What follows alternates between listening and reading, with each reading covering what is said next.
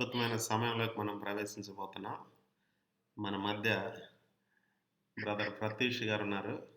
ఆయన ఈరోజు వాక్య పరిచర్య మరి మన సహవాసంలో రెండవసారి తను వాక్య పరిచర్య చేయబోతున్నారు. మరి దేవుడు ఆయన ఆశీర్వదించును గాక, అభిషేకించును గాక. దాని నిమిత్తం రాత్రంతా తను ఎంతో సిద్ధపడ్డాడు. గత కాలంలో కన్నా ఈసారి ఎంతో మంచి సిద్ధపాటుతో వస్తున్నాడు. ఆయన ఉపాసాలను ప్రార్థన చేస్తాడయ్యా. అవునవునవును. అందుకే బాగా చెప్తాడు దేవుడు మాట్లాడతాడు. చూడండి, మీరేమంటే ఆగట్లేదు. Glory to God, glory to God. So teacher గారు మీరు వాక్య పఠనం తీసుకోండి. అలాగే. రిఫరెన్స్లు మొత్తం అంతా నేనే వేసేస్తా. ఓకే ఓకే, అట్లా రాకూడదు. ఇప్పుడు నువ్వు మామూలుగా కాదు, నువ్వు ఇప్పుడు బ్రదర్ ప్రతీష్ లాగా మాట్లాడాలి. బ్రదర్ ప్రతీష్ లాగా ఓకే ఉండాలి, మా ఆర్డినరీ ప్రతీష్ కాదు. ఓకే, సో ఇప్పుడు కొంచెం చేంజ్ ద రోల్ అనమాట అది. ఓకే, ప్రభువైన యేసుక్రీస్తు నామములో మీ అందరికి షాలోమ్ గ్రీటింగ్స్ ప్రకటిస్తున్నాను. క్రీస్తు యేసు జ్ఞానాన్ని బట్టి కృపయు సమాధానం విస్తరింపబడుగాక. మరి ప్రతీష్ బ్రదర్ని ఇన్వైట్ చేస్తున్నాం మన మధ్య వాక్య పరిచర్య చేయాలని. వెల్కమ్. మహోన్నతుడ, సర్వోన్నతుడ, సర్వశక్తిమంతుడ యేసయ్యా, మీ నామాన్ని మహిమపరుస్తున్నాం, కనపరుస్తున్నాం, ఆరాధిస్తున్నాం ప్రభా.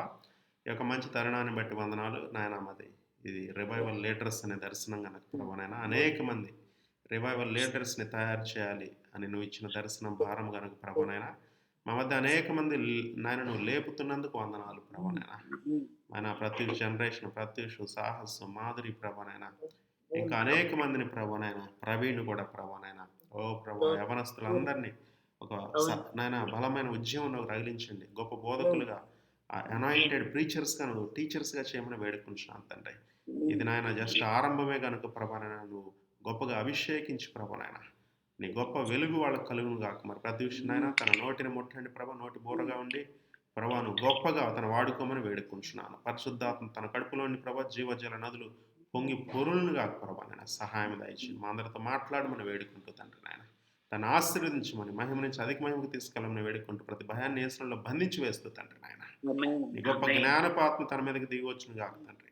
Release lord your anointing upon him, O Father Lord, the grace upon him, O Father Lord, whatever it is upon my life, O Father Lord Jesus Lord, to teach, Lord, I release upon him, O Father Lord, in Jesus mighty name we pray. Amen. Yes, go ahead Pratish. అందరికీ praise lord. కనపడాలి మొహం, కనపడలా.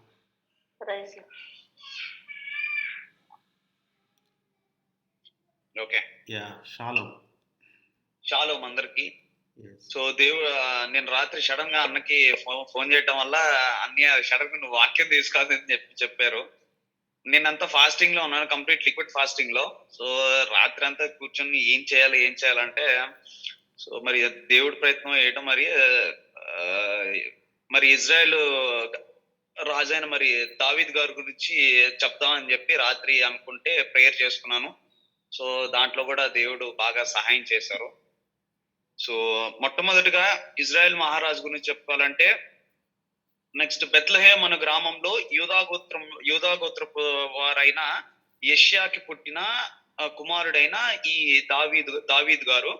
అయితే యెష్యాకి 7 బలాఢ్యులైన కుమారులు ఉన్నారంట. వారు బాగా సౌందర్యంగా, అందంగా ఉంటారు. వారితో పాటు యెష్యా గారికి 2 కుమార్తెలు కూడా ఉన్నారు. వారి పేర్లు అనగా ఏలియాబు, అబినాదాబు, షమ్మా, నెతనేలు, రద్దయి, ఓనేము. నెక్స్ట్ లాస్ట్ వారు దావీద్ అనేవారు. ఆ 2 కుమార్తెల పేరు జెరూయా, అబీగయేలు. అయితే దావీదు వచ్చేసి వాళ్ళ నాన్నగారి సంతానం అందరికల్లా చివరి వాడు, 8వ వాడు. అయితే దావీద్ గారికి వాళ్ళ నాన్నకి ఈ గొర్రెలు ఉండేవి. సో పొలం ఫారెస్ట్ లోకి వెళ్ళి గొర్రెలు కాసుకుంటూ తను దావీద్ గారు ఉండేవాళ్ళు. అయితే దాని తర్వాత దావీద్ గారికి వచ్చేసి 3 భార్యలు, అనేక మంది ఉపపత్నులతో పాటు అనేక మంది కుమార్తెలు కలిగి ఉన్నారు మన వాక్య అధ్యాయాన్ని బట్టి.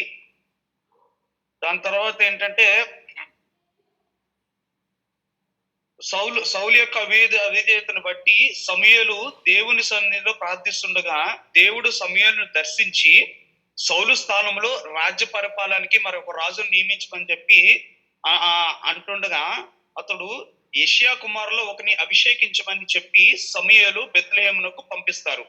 బెత్లెహేమునకు పంపిస్తే అతను బెత్లెహేము దగ్గరికి వెళ్తారు. బెత్లెహేము దగ్గరికి వెళ్తే ఆ యెషయా అని అతను పిలిపించి, నీ కుమారుల్లో ఎవరినైనా ఒకరిని పంపిస్తే దేవుడు ఈ రాజ్యానికి రాజుగా నియమించమని చెప్పి చెప్తారు.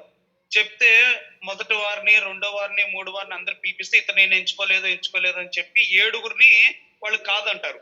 కాదన్న తర్వాత మళ్ళీ అతను యెషయాని పిలిపించి, ఇంకెవరైనా కుమారులు ఉన్నారా అంటే, నాకు ఇంకా 8వ కుమారుడు ఉన్నాడు, అతడు దావీదు, అతను అక్కడ గొర్రెలు కాస్తా ఉంటాడు అని చెప్పి అయితే ఆ రాజు అతనికి చెప్తారు. ఎవరికి? మన సమూయేలుకి చెప్తే అప్పుడు సరే తను పిలిపించమని అని చెప్పి తను పిలిపిస్తే సౌలుని చూసిన తర్వాత వాళ్ళందరూ ఇతను చాలా సౌందర్యవంతుడు, అందరిలో కల్లా బాగా మంచివాడు, బాగా నెక్స్ట్ పాటలు బాగా పాడుస్తాడు, నెక్స్ట్ ఆ గాత్రలు కూడా బాగా చేస్తాడు అని చెప్పి అతని గురించి చెప్తారు. అతను చూడంగానే అయితే దావీదు ప్రవక్త అయిన సమూయేలు ద్వారా దావీదుని అభిషేకిస్తారు. అప్పుడు దావీదుని అయితే ఒకానొక దినమున యెషయా తన కుమారుడైన దావీదుని పిలిచి, ఫిలిష్తీలో యుద్ధము చేయ తన సహోదరుల యోగక్షేమాలు తెలుసుకోమని దావీదును ఆ యుద్ధానికి పంపిస్తారు. యుద్ధానికి పంపిస్తే అక్కడ గొల్యాత్ అనే అతను అవతల ఫిలిష్తీలు, గొల్యాత్ అన్నత చాలా బలాఢ్యుడు, అతను వాళ్ళందరిలో కల్లా చాలా గొప్పవాడు, నెక్స్ట్ 8 అంగుళాలు ఉంటాడు, బహు ధైర్యవంతుడు, చాలా ఎలాగంటే బాగా దిట్టంగా, బాగా ఆహార్యంతో ఉంటాడు. అయితే ఈ దావీదు తరపు వాళ్ళు ఎవరైతే ఉన్నారో వాళ్ళ అన్నదమ్ములు అందరూ అతను చూసి మరి ఎలా చేయాలి అని చెప్పి అందరూ భయపడతా ఉంటారు. భయపడతా ఉంటే అయితే అక్కడ రాజుగారు కూర్చొని ఉంటే దావీదు అక్కడికి వెళ్తారు. దావీదు రాజుగారి దగ్గరికి వెళ్ళి, నేను రాజుని చంపుతాను అని చెప్పి అక్కడ వాళ్ళ దగ్గర రాజుగారి దగ్గరికి వెళ్తే, నువ్వు ఎలా చంపుతావు, ఎలా చేస్తావు అని చెప్పి చెప్తాడు. అయితే అక్కడికి వెళ్ళిన తర్వాత దావీదు దగ్గరికి ఏం చేస్తాడంటే, తన దగ్గరలో ఉన్న ఒక 5 రాళ్ళని తన ఒడిసులో తీసుకెళ్లి దావీదు దగ్గరికి వెళ్తాడు.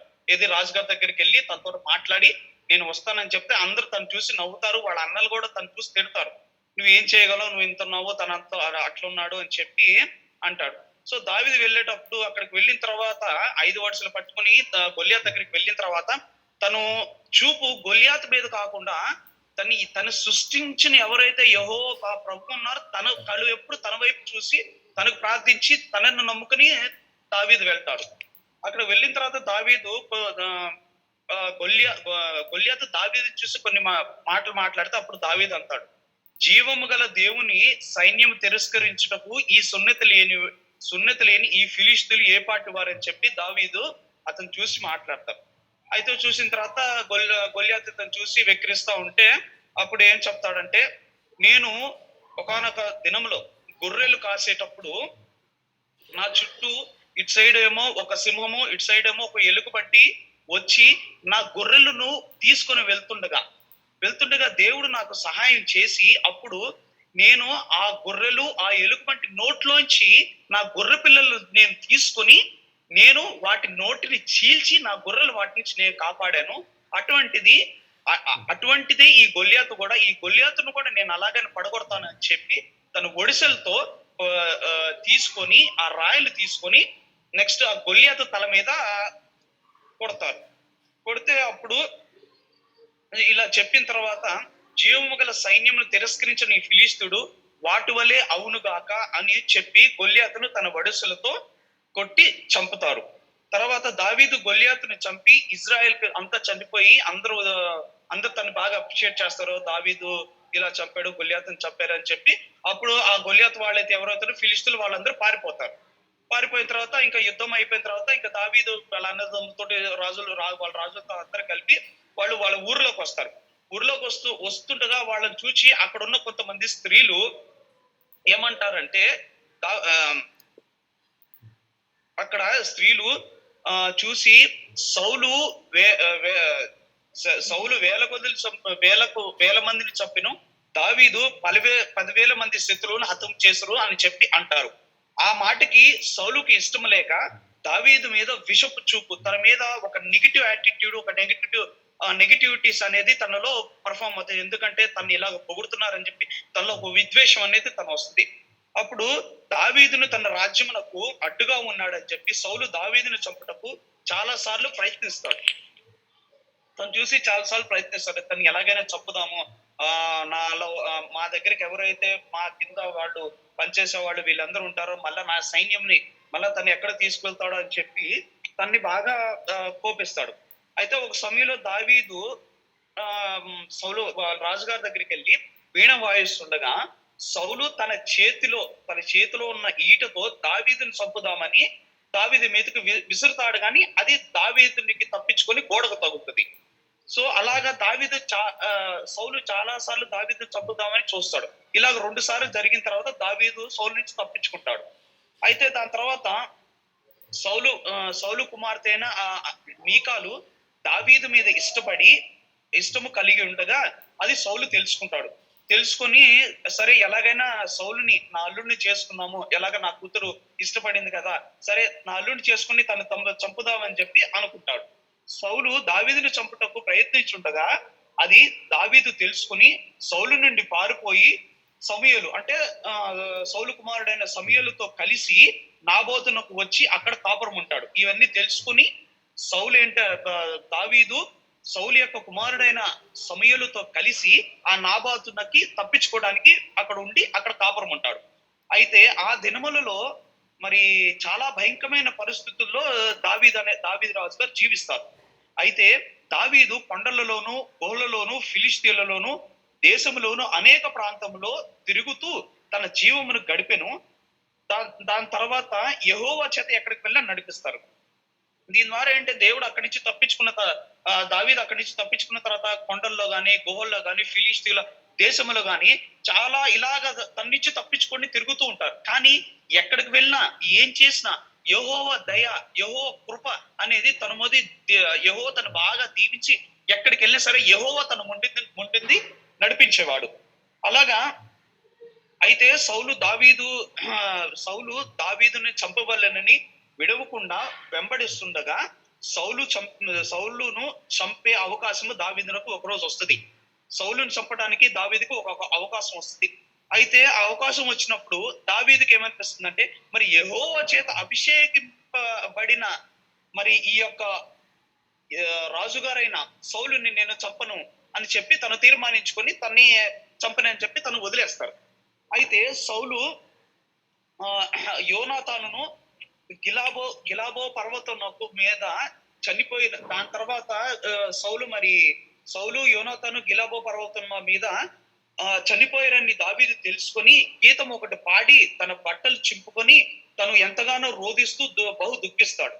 అయితే దావీదు యూదా పట్టణంలో పోవుటకు యెహోవా యొద్ద విచారణ చేసి హెబ్రోను వెళ్ళి అక్కడ యూదా వారి మీద రాజుగా ఉండకు దావీదునకు పట్టాభిషేకం చేసింది.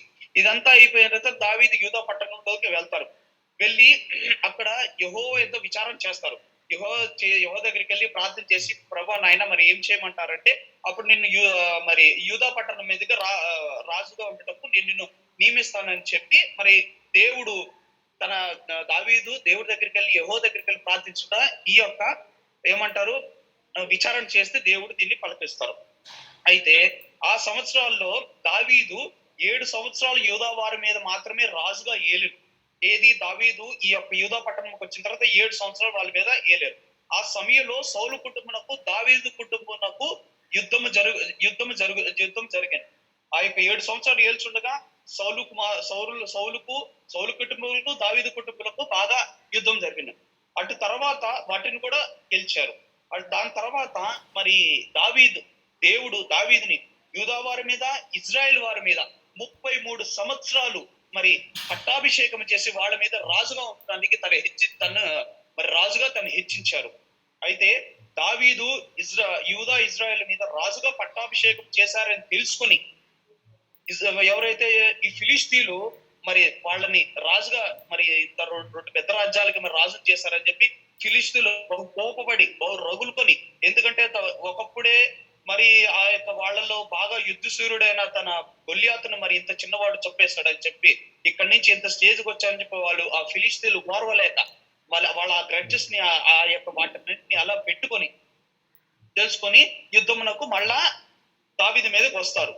అయితే దావీదు మళ్ళా యెహోవా యుద్ధకి వెళ్ళి విచారణ చేసి ఫిలిష్తీయులు హతం చేసి వాళ్ళని మళ్ళా సంహరిస్తాడు, వాళ్ళని ఓడిస్తాడు దావీదు. ఎవరు?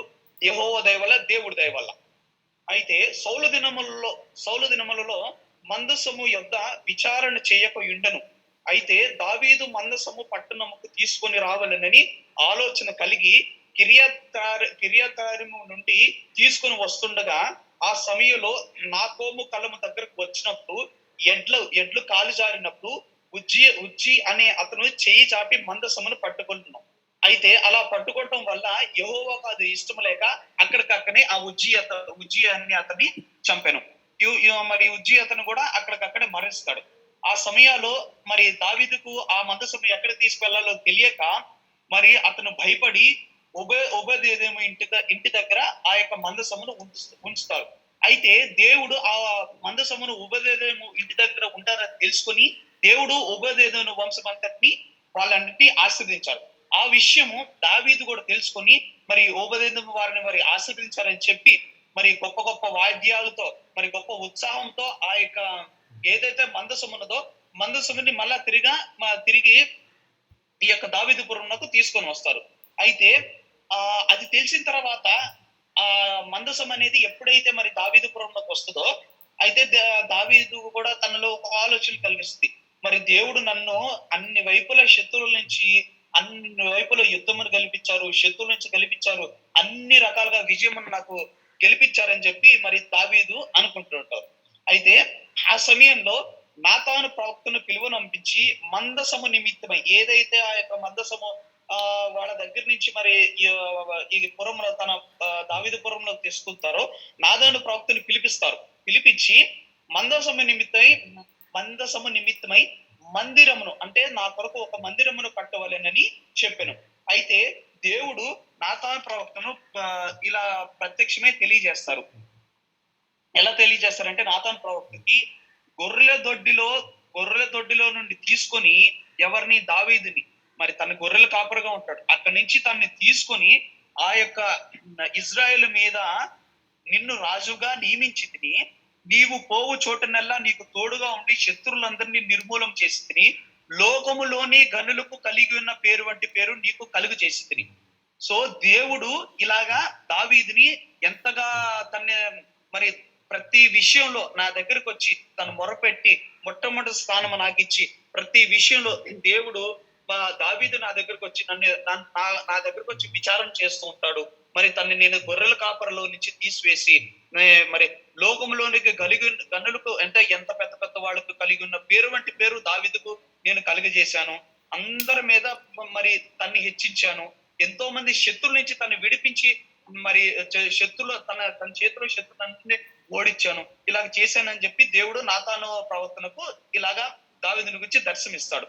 అయితే అన్ని దినములలో సంపూర్ణమైనప్పుడు నీ అన్ని దినములలో సంపూర్ణమైనప్పుడు నీ గర్భములో వచ్చిన నీ సంతతిని అంటే ఎవరైతే నీ పిల్లలు ఎవరైతే ఉన్నారో నెక్స్ట్ స్టేజ్ వాళ్ళు హెచ్చించి వాళ్లను రాజ్యమునకు స్థిరపరిచి అతడు నా నామ ఘనతకు ఒక మందిరమును కట్టించనను. మీరు మరి నా నామ ఘనతకు మీరు అందరూ ఒక రాజ్యంలో ఒక మందిరంలో కట్టించండి అని చెప్తారు. అయితే దావీదు ప్రతిసారి దేవుడి దగ్గరికి వెళ్ళి ప్రార్థన చేసుకొని ఇదంతా అయిపోయిన తర్వాత మరి తనలో తను ఆలోచించుకున్నాడు. దేవుడు నాకు ఎక్కడ ఉండాల్సిన నన్ను ఎక్కడ తీసుకొచ్చారు, ఎన్నో రకమైన బ్లెస్సింగ్స్ నాకు దయచేశారు, ఎంతగానో ఆశీర్వదించారు, నేను ఏ పాటిని వాడిని కానీ దేవుడు నమ్ముకుంటే ఇంత గొప్పగా చేస్తారని చెప్పి దావీదు గారు దేవుడి దగ్గరికి వెళ్ళి ప్రార్థిస్తుండగా ఇవన్నీ గుర్తు చేసుకుంటారు. ఇవి అయిపోయిన తర్వాత ఒకనొక సమయంలో వసంతకాలం వస్తుంది.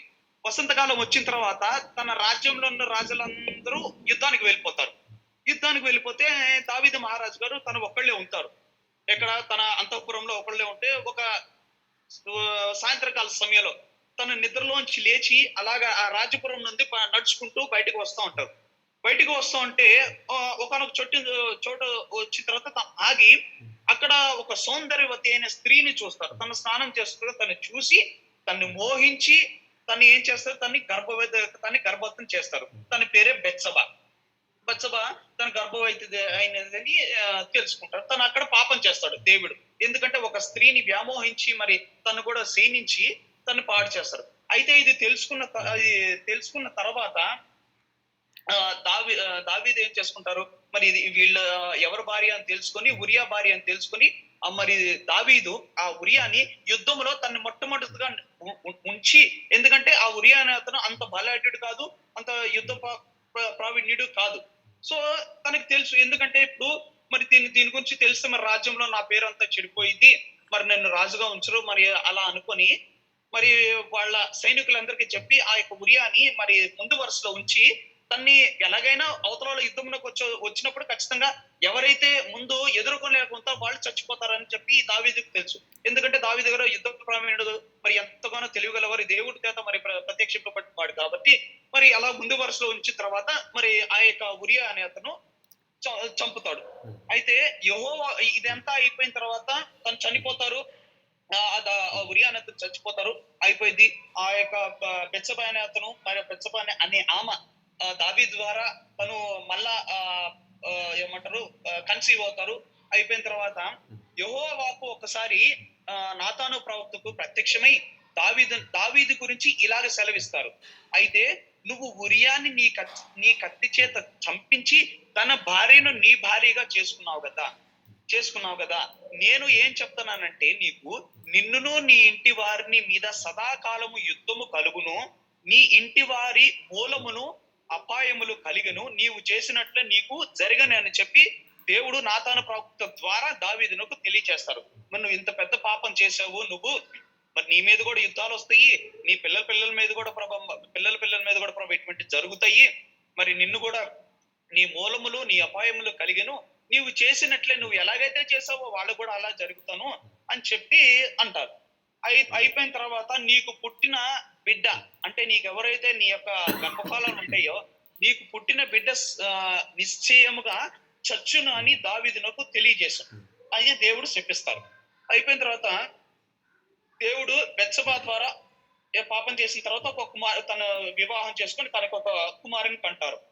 ఆ కుమారుని వారు సొలొమోను అని పేరు పెడతారు. అయితే పెట్టిన తర్వాత దేవుడు మళ్ళా నాతాను ప్రవక్త ద్వారా తీసుకెళ్లిన తర్వాత ఆ సొలొమోనుకి యెదిద్యా అని పేరు పెడతారు. పెట్టిన తర్వాత అయిపోయింది. అయితే దావీదు కుమారుడైన అబ్షాలోము ఉంటారు. అబ్షాలోము తన ఎదుట పరిగెత్తుటకై 50 మందిని ఏర్పరచుకొని ఉదయమున లేచి దావీదు పురములో ఎక్కడైతే ఆ పట్టణము గుమ్మములో దగ్గరకు వచ్చిన ప్రతి జనులకు ఆ యొక్క అబ్షాలోము అనే అతను తీర్పు తీరుస్తారు. ఇలాగా ఇజ్రాయేలీయులు దావీదు దగ్గర నుంచి తన వైపు త్రిప్పుకుంటాడు.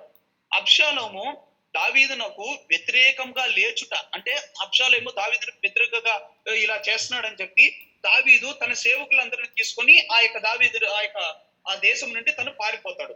అయితే పారిపోయిన తర్వాత వెళ్తూ ఆ యొక్క దావీదు ఒక చోట ఆగి ఓలివ చెట్లు ఉన్న ఒక కొండను కనుగొని దాని మీద ఆరాధించే స్థలము కనుగొని అక్కడ దేవునికి ప్రార్థన చేయడం ఆరంభించిన తర్వాత దావీదు బహురీమాదునకు వచ్చినప్పుడు సౌలు కుటుంబీకుడవు షీమి వచ్చి దావీదును చంపిస్తాడు.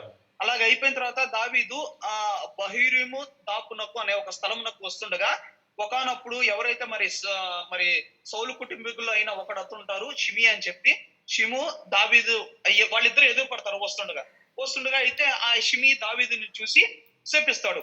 నరహంతకుడా, దుర్మార్గుడా అని చెప్పి ఒక వ్యంగ్యమైన మాటలతోటి తను శపిస్తాడు. చీపో నీవు ఏలవని నీవు వెళ్ళగొట్టిన సౌలు ఇంటి వారిని హత్యను యెహోవా నీ మీదకి రప్పించును. అయితే దావీదు ఇదంతా చూసి ఆ షిమి తన పాత గురించి ఆ యొక్క దావీదు గురించి అన్ని తెలుసుకొని దావీదుని బహుగా తను వ్యంగ్యంగా మాట్లాడటం, తను చేసిన వాటిని గుర్తు చేసుకుని, నరహంతకుడా, దుర్మార్గుడా, నువ్వు ఏలవని సౌలు ఇంటి వారిని నీవు ఎలా చేసిపో హత్యని యెహోవా నీ మీద కూడా అలా రప్పించానని చెప్పి దేవుడు చూస్తారు. అయితే యెహోవా నీ కుమారుడైన అబ్షాలోము చేతికి, అంటే ఎవరైతే దావీదు కుమారుడైన అబ్షాలోము చేతికి రాజ్యం అప్పగించి ఉన్నాడు, అంటే నీ యొక్క రాజ్యాన్ని అబ్షాలోముతో అప్పగించాడు. నీవు నరహంతుడు గనకే నీ మోసములో నీవు చిక్కుబడి ఉన్నావు అని చెప్పి రాజును శపిస్తారు. మరి ఎందుకంటే ఇలా చేశారు కాబట్టి, తన కుటుంబం కూడా ఇలా చేశాడు కాబట్టి తను ఆ యొక్క షిమి అనే అతను ఆ యొక్క దావీదు మహారాజుని మరి శపిస్తాడు. ఈ శపించిన తర్వాత దావీదు గారు కూడా ఒక తన గుంపుతోటి ఇలాగా వస్తూ ఉంటారు. తన గుంపులో ఉన్న ఒక అనే వాడిని అభిషేక్ అనేవారు ఇదంతా చూసి దావీదు మహారాజు దగ్గరికి వచ్చి, నా ఏలిన వాడవైన రాజు నిన్ను శపించనేలా మీ చిత్తమైతే, అంటే మీరు అనుగ్రహిస్తే తన తలని ఛేదించదనని అనిను. మీరు ఒక్కసారి నాకు అవకాశం ఇస్తే, మీ మీద ఇన్ని మాటలు అంటున్నారు కదా, మేము మరి నా రాజువారు గాని మీరే కదా, మరి మీరు ఒక్క క్షణం మాకు ఎలాగైతే ఒక్క క్షణం అవకాశం ఇస్తే తన తలను మీరు ఎలాగైతే గొల్యాతుని పడగొట్టారో మేము కూడా అలా చేస్తామనే విధంగా మరి తన దగ్గరకు వచ్చి విన్నవించుకుంటారు. అనిన తర్వాత అందుకు దావీదు ఆ అభిషేక్ అనే దాని దగ్గరికి అతని దగ్గరతోటి వెళ్ళి మాట్లాడుతూ, వానిని శపింపనీయుడి, దావీదు శపింపబడినని యెహోవా వానికి సెలవిచ్చెను. ఇది నేను చెప్పింది కాదు, తనకు వచ్చింది కాదు, దేవుడైన యెహోవా తనకు ప్రత్యక్షమై, ఇదిగో దావీదు నువ్వు ఇలా శపించుకుని చెప్పి దేవుడు తన ప్రత్యక్షమై చెప్పింది కదా, సో నువ్వెందుకు ఇలాగ అవుతావు, నువ్వు ఏమీ చేయొద్దు, తను అలానే శపించిని అని చెప్పి తను తన కింద వాడిన అభిషేక్ చెప్తాడు.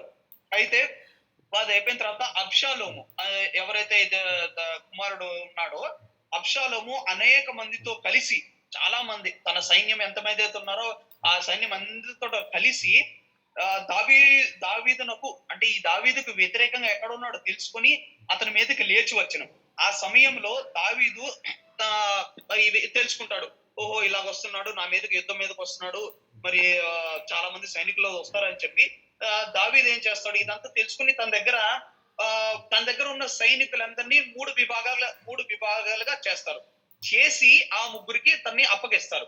వాటిలో మొదటి వాడైన యోవాబు క్రిందను, రెండో వాడైన అభిషేక్ క్రిందను, మూడో వాడైన ఇత్తయి క్రిందను వీళ్ళందరినీ ఇజ్రాయెల్ మీద ముప్పుగా ఉంచుతారు. అయితే దావీదు వీళ్ళ ముగ్గురిని సిద్ధపరిచి వాళ్ళ ముగ్గురిని ఇజ్రాయెల్ మీదకి పంపిస్తారు. పంపించిన తర్వాత దావీదు వాళ్ళందరికీ ఒక్క మెచ్చ, మీరు ఎవరు ఏమి చేసినా సరే అబ్షాలోము అనేతను మాత్రము మీరు ఏ మాత్రము చంపకూడదు అని చెప్పి ఒక వర్తమానాన్ని చెప్పి వాళ్ళందరికీ యుద్ధానికి సిద్ధం చేయమని చెప్పి ముందుకు పంపిస్తారు. అయితే ఆ యుద్ధంలో ఇజ్రాయెల్ వారు దావీదు పంపించిన ఈ ముగ్గురు మందితో పాటు ఎంతమంది సైన్యంలో ఉన్నారో వాళ్ళ మీద నిలువలేక ఆ యొక్క ఇజ్రాయెల్ వారు దావీదు సేవకులు ఎదుట నిలవలేకపోయి ఈ యొక్క దావీదు వాళ్ళందరినీ ఇజ్రాయెల్ వాళ్ళందరూ చంపేశారు. అయితే ఇదంతా జరిగిన తర్వాత అబ్షాలోము ఒక మస్తకి చెట్టుకు చిక్కుకొని చంపబడి ఉండటం అందరూ చూస్తారు. అందరూ చూసిన తర్వాత ఏమనుకుంటారు, ఇతను యోవాబు చేత చంపబడిన వాడు అని చెప్పి అందరూ అనుకుంటారు. అయితే ఇది అయిపోయిన తర్వాత రాజుకి అందరూ మొత్తం యుద్ధం అంతా అయిపోయిన తర్వాత ఆ రాజు ఎవరైతే తన ముగ్గురిని ముందు తన సేవకులుగా పంపించి వాళ్ళ కింద ఎంతో మందిని యుద్ధ వీరులుగా పంపించారో ఆ ముగ్గురు మళ్ళా తిరిగి వచ్చి రాజుగారి దగ్గరికి వచ్చి, అయ్యా దావీదు మహారాజు గారు, మరి ఆ యొక్క అబ్షాలోము ఇలాగ చనిపోయారు అని చెప్పిన తర్వాత రాజుగారు బహుగా దుఃఖిస్తారు. అయ్యో అబ్షాలోము ఇంత ఇలా చనిపోయారు అని చెప్పి తను బహుగా ఇష్టమైన వాడు కనుక మరి తను చంపాడని తెలుసుకుని తను బాగా చింతించి బాగా దుఃఖకాంతుడై తను మళ్ళా మామూలు స్టేజ్ లోకి రాలేరు దావీదు గారు. అయితే ఇది అయిపోయిన తర్వాత దావీదు ఆ యుద్ధం అయిపోయిన తర్వాత వీళ్ళందరితో అయిపోయిన తర్వాత తిరిగి మళ్ళా తను కొండల్లో నుంచి తిరిగి వచ్చి యెరూషలేముకు దిగి వస్తారు. దిగి వచ్చిన తర్వాత తనకి ఎందుకు వచ్చిన తర్వాత తన వ్యతిరేకులు, అంటే తనకి వ్యతిరేకమైన శత్రువులు గాని మనుషులు గాని జనాలు గాని ఎవరైతే తనకు వ్యతిరేకంగా ఉంటారో తన గొప్ప మనసుతోటి వాళ్ళందరినీ దావీదు మహారాజు గారు క్షమిస్తారు, ఉన్న వారిని అందరికీ క్షమిస్తారు. అయితే దావీదు దినంలో సౌలు గిబియోనీయులను హతం చేయుటను బట్టి సౌలు ఇంటి వారి వలన ఇజ్రాయేల్ మీదకి 3 సంవత్సరములు కరువు వచ్చును. అయితే దావీదు దినములలో సౌలు గిబియోన్ని హతం చేయుటకు బట్టి సౌలు ఇంటి వారి వలన ఈ యొక్క ఇజ్రాయేల్ మీదకి 3 సంవత్సరాలు చాలా పెద్ద కరువు వస్తుందంట. వచ్చిన తర్వాత దావీదు ఇజ్రాయేలులోను యూదాలోను జనసంఖ్య ఎంతని, అయితే ఈ యొక్క దావీదులోను నెక్స్ట్ యూదాలోను ఇజ్రాయిల్లోను జనసంఖ్య ఎంత అయినది లెక్కించమని దేవుడికి వ్యతిరేకంగా యోవాబునకు తెలియజేసాం. అందును బట్టి ఇజ్రాయేలీయుల మీద యెహోవా కోపము రగులుకొనెను. అంటే నాకు వ్యతిరేకంగా ఇలాగ చేస్తున్నారు అని చెప్పి దేవుడికి బహుగా కోపం వచ్చి ఆ యొక్క ఇజ్రాయేల్ మీద బహుగా కోపడతారు యెహోవారు. అయితే దీర్ఘదర్శి అను గాతుకు యెహోవా వాక్కు మళ్ళా ప్రత్యక్షమై దావీదునకు ఈ యొక్క విధముగా తెలియజేసెను. అయితే ఇవన్నీ తెలిసిన తర్వాత ఆ గాతు అని ఒక అతను దీర్ఘదర్శి అని ఉండేవాడు. అయితే అతనికి మళ్ళా యెహోవా వాక్కు ప్రత్యక్షమై నువ్వు దావీదునకు ఈ విధముగా తెలియజేస్తున్నాను. దేవుడు ఈ యొక్క దావీదు మహారాజు గారి ఎదుట ఈ యొక్క దీర్ఘదర్శి అయిన గాతునకు ప్రత్యక్షమై దావీదు మహారాజు గురించి చెప్తారు. నీకు నేను 3 విషయములు నీ ఎదుట ఉంచుతున్నాను, నువ్వు దీంట్లో ఏదోటి ఎంచుకో అని చెప్పి చెప్తారు.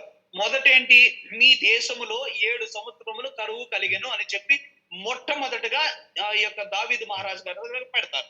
రెండవగా నిన్ను అంటే దావీదు రాజు నిన్ను నీ శత్రువుల ఎదుట 3 నెలలు వాళ్ళ నుంచి నిన్ను పారిపోయేటట్టు నేను చేస్తానని చెప్పి దేవుడు రెండవదిగా తనకి ప్రకటిస్తారు. మూడవదిగా మీ యొక్క దేశములో 3 దినములు అంటే 3 రోజులు ఎంత బహు తెగులు అంటే బాగా తెగులు కలిగిన అని చెప్పి దేవుడు ఆ యొక్క తన ద్వారా దీర్ఘదర్శి అయిన ఈ యొక్క గాతు ద్వారా ఈ దావీదుకు 3 విషయాలు తనకు తెలియపరిచి, అయితే ఈ 3 విషయాల్లో నువ్వు ఒకటి ఎంచుకొని దాన్ని నువ్వు చెప్పు అని చెప్పిన తర్వాత అయితే దావీదు ఏం చేస్తారు, ఈ యొక్క ఏదైతే మూడవది ఉందో మూడవది ఎంచుకొని దావీదు అయ్యా ప్రభా దేశమునకు 3 దినములు తెగులు వస్తే సరేనని చెప్పి దేవుడి దగ్గర ఒప్పుకున్నాను. అయితే అది ఒప్పుకున్న తర్వాత ఆ యొక్క వాళ్ళ యొక్క దేశములో 3 రోజులు కాదు, దేవుడు మరి దావీదు గారు 3 రోజులు చెప్పారు. కానీ దేవుడు ఆ యొక్క కోపం ఎంత రగులుకొనంటే ఒక్క రోజులో 70,000 మంది అంటే 70,000 మెంబర్స్ ని ప్రభు వాళ్ళ ఆ కోపానికి వాళ్ళందరూ చచ్చిపోయారు, మృతి పొందారు. అయితే దావీదు వీటన్నిటికీ తను తెలుసుకుని మళ్ళా దేవుడి దగ్గరికి వచ్చి తన యొక్క దహన బలులను సమాధాన బలులను అర్పించుట చేత తెగులు ఆగిపోయాను. అంటే మరి దేవుడు 70,000 మంది చనిపోవటం అంటే తన కళ్ళ ముందు చనిపోవటం అంటే మరి ఒక మహారాజుగా తను మరి ఓడిపోయినట్టే. మరి తను చేసిన పాపాలకి అన్ని తెలుసుకుని మరి అయ్యో దేవుడా నేను ఇంత పాపం చేశాను, అయ్యో దేవుడా నన్ను క్షమించు అని చెప్పి మరి ఆ యొక్క ఒక్క రోజున 70,000 మందిని చూసి తన మనసు చెలించి మరి దేవుడికి తన యొక్క ఏమైతే తను దహన బలుల్ని సమాధాన బలుల్ని దేవుడికి అర్పించారు. అర్పించిన తర్వాత ఈ యొక్క తెగులు వాళ్ళ దేశం మీద ఆగిపోయింది. అయితే ఇదంతా అయిపోయింది, తెగులు కూడా అయిపోయినాయి, అన్ని అయిపోయినాయి. మళ్ళా దావీదు మహారాజు గారు మళ్ళా తన రాజ్యానికి వచ్చారు. తను చాలా వృద్ధాప్యంలో ఉండగా తన కుమారుడైన సొలొమోనుని ఇజ్రాయెల్ మీద రాజుగా నియమించను. అప్పుడు ఇదంతా వచ్చిన తన ఆ యొక్క 3 రోజులు ఒక రోజు 70,000 మంది చనిపోయింది. తను దాన బలులు సమాధాన బలు అన్ని అర్పించారు తను కూడా మళ్ళీ తన రాజ్యానికి వచ్చి తన ముసలివాడిని అయిన తెలుసుకుని తన వృద్ధాప్యం ఉందని తెలుసుకుని మరి నేను ఇంకా వెళ్ళలేను, నా దగ్గర శక్తి లేదు, మరి ఏం చేయాలని చెప్పి ఆ యొక్క మా దేశం మీదకి ఎవరు రాజుగా ఉండాలని తను ఎంచుకుంటుండగా తన కుమారుడైన సొలొమోనుని ఆ యొక్క ఇజ్రాయెల్ కి రాజుగా నియమిస్తారు. ఈ యొక్క నియమించిన తర్వాత ఈ యొక్క ఎవరైతే దావీదు మహారాజు గారు ఉన్నారో తను నియమించిన తర్వాత తను చనిపోతారు, అంటే మృతిని పొందుతారు. అయితే వీటి ద్వారా ఇది దేవుడు దావీదు మహారాజుకి ఇచ్చిన ఒక చక్కని ఒక లైఫ్ ఏమంటారు, లైఫ్ స్టోరీ, ఒక లైఫ్ ఇచ్చారు. అయితే వీటి ద్వారా ఈ దావీదు మహారాజు జీవితంలో జరిగిన లేకపోతే ఆయన పొందిన తన దేవుని జ్ఞానం చేత తను ఏమి పొందుకున్నారో ఇవన్నీ లాస్ట్ కి మనం దేవుడు తన ద్వారా ఎలా వాడుకున్నాడో దావీదుని ఒక గొర్రెల మందలోంచి గొప్ప గొప్ప రాజుల స్థానంలోకి నిన్ను వలే లోకంలోనికి గనులకు పేరు నీకు కలుగు చేయదును అని చెప్పి గొప్పగా వాడబడి ఎంతో తనకి వ్యతిరేకమైన వాళ్ళందరినీ మరి దేవుడు వాళ్ళని నేల మట్టించి మరి దేవుణ్ణి వాళ్ళ అన్నదమ్ముల్లో కల్లా వాళ్ళ అక్క చెల్లెల్లో అందరిలో కల్లా దేవుడు తన్ని బాగా గొప్ప చేశాడు. సో ఈ యొక్క లైఫ్ స్టోరీ ద్వారా మనం తెలుసుకుంది ఏంటంటే దావీదు ప్రతి విషయంలో దేవుని చిత్తము తెలుసుకుని దేవుడు తెలియజేసిన ప్రకారం జీవించే స్వభావం గలవాడు. అంటే మొట్టమొదటి అంటే దేవుడు ఆ యొక్క దావీదు మహారాజు ప్రతి విషయంలో తను యుద్ధంకి వెళ్ళినా ఏ చేసినా సరే దేవుడి దగ్గరికి వెళ్ళి మొరపెట్టి దేవుని తెలియజే ప్రకారముగా దేవుడు స్వభావం కలిగి తన మాట నెరిగి ప్రతి విషయంలో అంత గొప్పగా దావీదు నేర్చుకున్నాడు. మరి రెండోదిగా ఏంటంటే దావీదు నిరంతరము దేవుని సన్నిధిని నిరంతరము ప్రేమించి, అంటే ఆ దేవుడి సన్నిధిలో ఎప్పుడు కనిపెట్టుకొని తను ప్రేమించి తను ఏం చెప్తారో తను చెప్పింది నేను ఎలా వినాలో ఎలా అర్థం చేసుకోవాలో దాని తర్వాత ఎలా జరుగుతుందో అని చెప్పి తను తెలుసుకొని దేవుడు ఆత్మ చెప్ప నడిపింపబడాడు. రెండో విషయం. మూడవదిగా దావీదు యొక్క సుబుద్ధి దేవుడి పట్ల ఒక సుబుద్ధి మంచి బుద్ధి కలిగి నడిచాడు. దేవుడికి ఇష్టమైన వాడిగా ఉండి ప్రతి విషయంలో ఉండి నడిచాడు. అయితే తన శత్రువులను, ఇది మెయిన్ గా మనం అందరం పాటించాల్సింది ఈ రోజుల్లో మరి ముఖ్యంగా మన క్రైస్తవులో ఉండవలసిన మొట్టమొదటి గుణం ఏంటంటే తన శత్రువులను క్షమించి మిత్రులుగా చేసుకొని అటువంటి స్వభావం మనకు ఉండాలంట. ఎందుకంటే మన ఇంట్లో వాళ్ళు కానీ బయట వాళ్ళని ఎవరైనా సరే చెదిరించుకోవటం, పొదిరించుకోవటం, వాళ్ళని ఇలా చేసుకోవటం, దాన్ని బట్టి ఏంటంటే ఇంకొక వాక్యంలో ఇంకొకటి ఏంటంటే నువ్వు కోప్పడు గాని నువ్వు పాపం చేయకు, ఆ కోపాన్ని సాయంత్రం వరకు తీసుకొని సాయంత్రమే వాళ్ళ మీద నువ్వు వాళ్ళని క్షమించి వదిలే అనే విధంగా దేవుడు వాక్యంలో కూడా మనం చెప్పింది వింటాం. ఆఖరిగా ఏంటంటే దేవుడు వీటన్నిటిని తెలుసుకొని దావీదుని గురించి నాకు ఇంత ఇష్టమైన వాడు అని చెప్పి ఈ యొక్క గ్రంథంలో కూడా దావీదు గురించి దేవుడు బహుగా సంతోషించి బహుగా ఆనందపడి నెక్స్ట్ దేవుడికి దావీదు ఇష్టమైన వాడు అని చెప్పి దేవుడు బహుగా సంతోషిస్తాడు. మనం కూడా ఇలా ఉండాలని చెప్పి మీ అందరికి ప్రార్థిస్తూ దేవుడి యొక్క చిన్న వాక్యాన్ని దీవించి ఆశ్రయించును గాక. Amen. Amen. Amen. Hallelujah. Glory to God. Thank you very much brother Pratyush. చక్కగా వాక్య భాగాన్ని దావీదు జీవితాన్ని కళ్ళకు కట్టినట్లు వివరించావు. మరి మొత్తం ఒక 35 మినిట్స్ 42 42 అధ్యాయాలు 42 అధ్యాయాలు 40 నిమిషాలు 35 నిమిషాల్లో చెప్పేశావు. Glory to God. దాని వెనక ఎంతో శ్రమించావు. మరి దాన్ని మరలా పఠనం చేసి ఇంకా అనేక బలిపీఠాల దగ్గర నువ్వు వాక్య భాగం ప్రకటించాలని మా ప్రార్థన. Glory to God. Thank you అందరికీ. క్రిస్టియన్ చిన్న ప్రార్థన చేస్తారు, మనం ముగిద్దాం.